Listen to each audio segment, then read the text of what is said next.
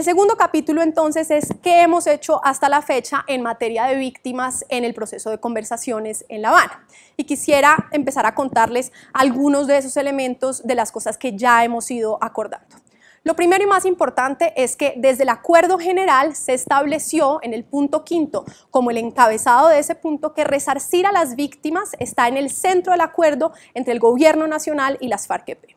Eso es muy importante y sin antecedentes en nuestro país. Nosotros no habíamos tenido nunca ningún acuerdo de los que habíamos tenido con guerrillas que se desmovilizaron, ni mucho menos en los distintos acercamientos de procesos de paz anteriores con las FARC, un punto que realmente se dedicara a las víctimas. Y en esto realmente nosotros como gobierno fuimos muy enfáticos en decir que para nosotros uno de los sine qua non de este proceso era realmente garantizar que lo que hiciéramos le respondiera a las víctimas. Y hay que decirlo, las FARC estuvieron de acuerdo y precisamente propusieron ese encabezado textualmente redactado como resarcir a las víctimas está en el centro del acuerdo. El segundo elemento es que a mediados del año 2014, en junio de 2014, publicamos lo que se conoce como la Declaración de Principios para abordar el punto 5. Esto no es solamente inusitado en el contexto colombiano, no ha existido nunca en ningún otro proceso de paz una declaración de principios de este estilo. Que en la mesa de conversaciones dos partes se pusieran de acuerdo en que vamos realmente a responderle a las víctimas y para eso elaboramos una serie de principios muy detallados de qué significa realmente responderle a las víctimas y satisfacer sus derechos.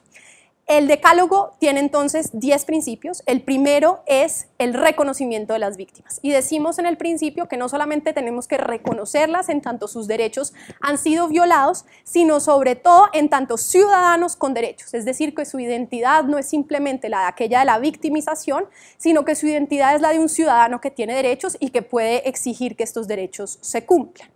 El segundo principio está relacionado con el reconocimiento de responsabilidad y aquí de nuevo las FARC acuñaron una frase que es muy importante y es que no vamos a intercambiar impunidades, principio que nosotros como gobierno compartimos plenamente. El punto de entrada de todo lo que hagamos y qué tanto podemos realmente defender un tratamiento penal especial, cualquiera que él sea, depende de que tanto las víctimas como la sociedad colombiana estén convencidas de que todos estamos dispuestos a reconocer la responsabilidad que nos cabe por violaciones cometidas en el conflicto armado, y me refiero tanto a la guerrilla como por supuesto al Estado y terceros que han participado de manera directa o indirecta en el conflicto que tienen también que reconocer su propia responsabilidad. Hablamos también de un principio de satisfacción de los derechos de las víctimas. Hay un primer reconocimiento de la guerrilla y eso es muy importante, de que las víctimas tienen derecho a la verdad, a la justicia, a la reparación y a la no repetición. Esto es una serie de derechos que han estado incorporados dentro de nuestro ordenamiento jurídico por distintas formas, tanto a nivel internacional, incorporados a nuestra jurisprudencia por la Corte Constitucional y plasmados legalmente en la Ley de Víctimas y en la Constitución a través del Marco Jurídico para la Paz. Y sin embargo es solo hasta esta declaración cuando por primera vez las FARC reconocen también estos derechos y se comprometen con que lo que hagamos tiene que encontrar una satisfacción de esos derechos. Tenemos un principio muy importante en donde más adelante les contaré qué hemos hecho para ya empezar a implementarlo, que es la participación de las víctimas. Dijimos, todo lo que hagamos lo vamos a hacer oyendo a las víctimas y nos hemos tomado muy en serio eso. Más adelante les contaré detalladamente cuáles son los pasos que hemos tomado en ese sentido.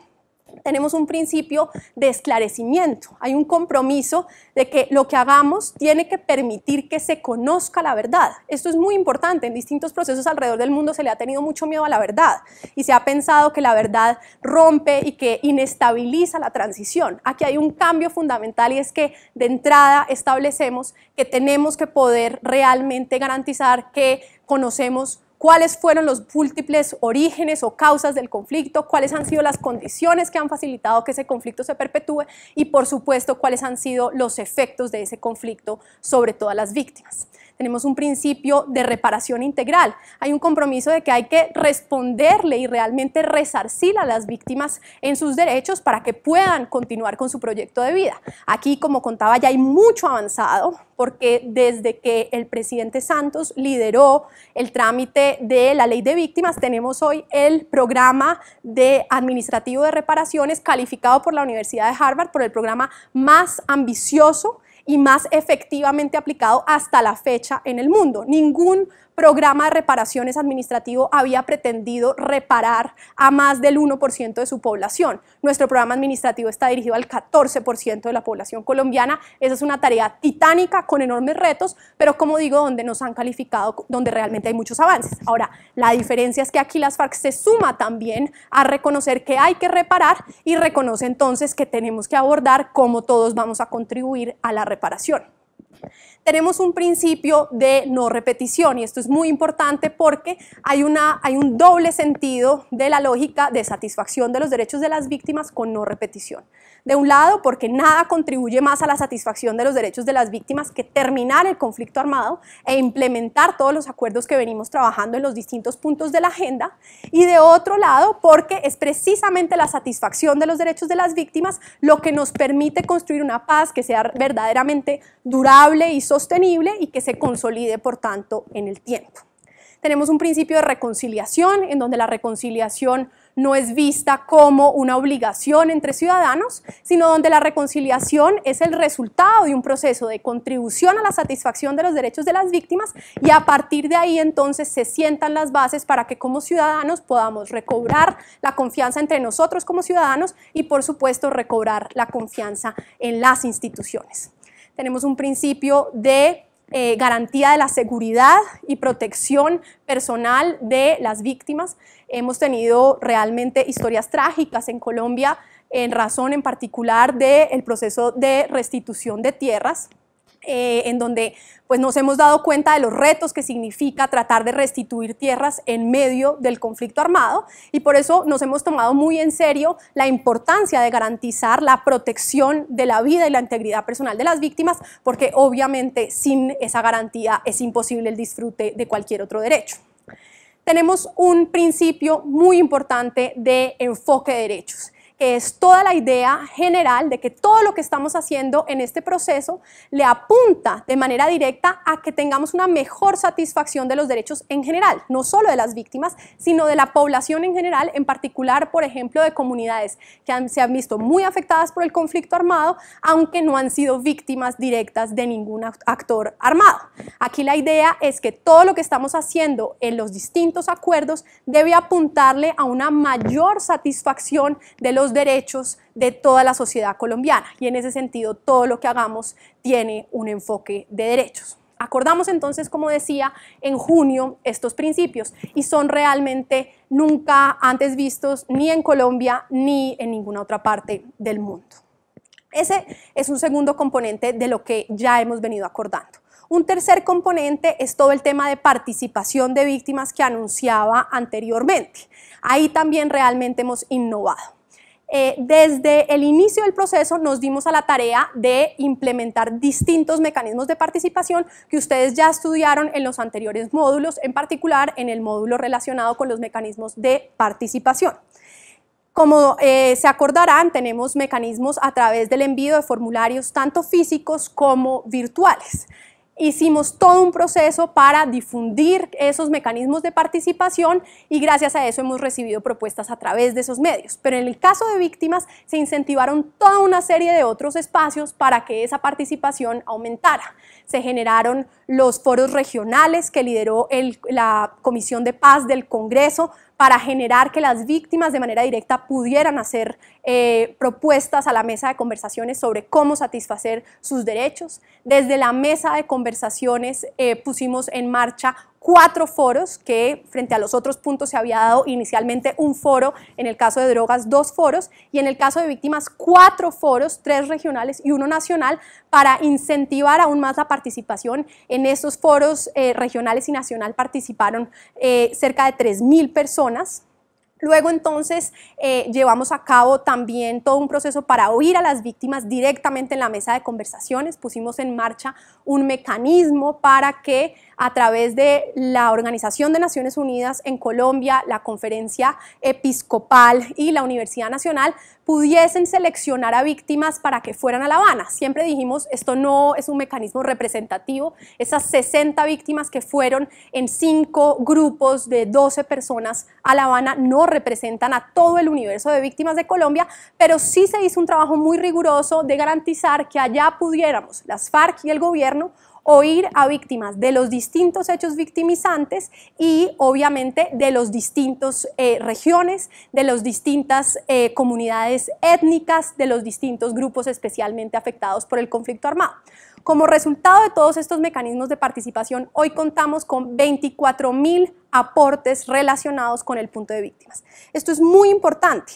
Estos aportes los reciben tanto las FARC como nosotros y cada uno establece sus mecanismos para poder analizar esas propuestas y a partir de esas proponer textos para la construcción de acuerdos. En particular, nosotros como gobierno hemos puesto en marcha un mecanismo muy sofisticado de análisis cuantitativo y cualitativo de estas propuestas que nos permite garantizar que frente a cada tema que vamos a abordar en la mesa tenemos una serie de insumos que nos permiten proponer como parte de los acuerdos que se van a redactar esos elementos que las víctimas nos han propuesto. El cuarto elemento que venimos ya acordando tiene que ver con la Comisión Histórica del Conflicto y sus víctimas.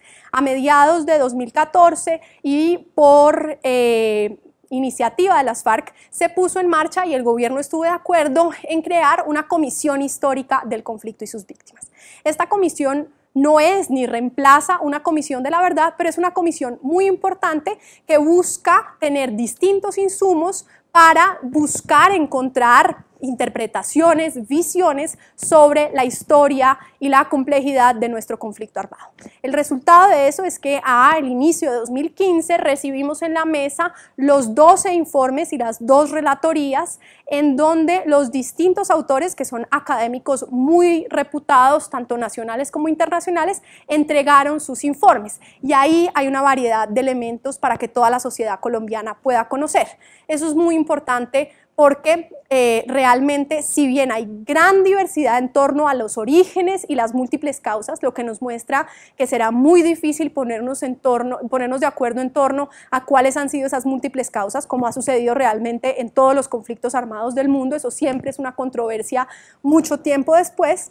Sin embargo, hay gran coincidencia en torno a lo que podrían ser las condiciones facilitadoras, elementos como los problemas de desarrollo rural, como los problemas de participación política, como el narcotráfico, estuvieron absolutamente plasmados en los distintos informes y eso nos llena, digamos, de optimismo porque muestra que aquellos elementos que están en la agenda del Acuerdo General de La Habana son realmente los elementos a los cuales tenemos que hacer frente para garantizar que podemos terminar el conflicto armado y construir una paz estable y duradera. Y estos informes nos permitieron ver eso.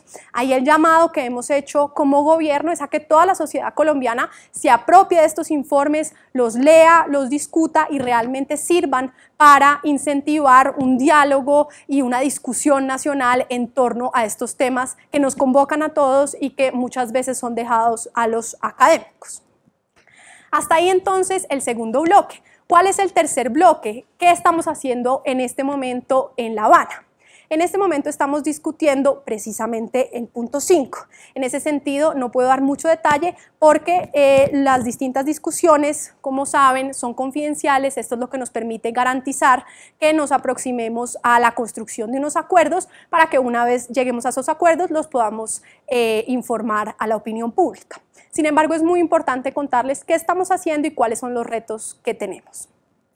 De lo que se trata el punto 5 es de construir mecanismos entre las FARC y el gobierno de cómo contribuir de mejor manera a la satisfacción de los derechos de las víctimas, a la verdad, a la justicia, a la reparación y a la no repetición. Y lo que estamos haciendo es construir acuerdos en torno a esos elementos con distintos mecanismos que nos permitan partir y aprovechar lo que tenemos, pero garantizar una mejor satisfacción de los derechos de las víctimas, por supuesto con la participación de todos. Esto supone enormes retos porque esto nunca se ha hecho en el mundo. Como lo dijo el presidente Santos recientemente, él desde el inicio de este proceso en el 2010 nos dijo: yo no quiero firmar un acuerdo de paz para que luego sea derrotado en las cortes, como ha sucedido en distintas partes del mundo.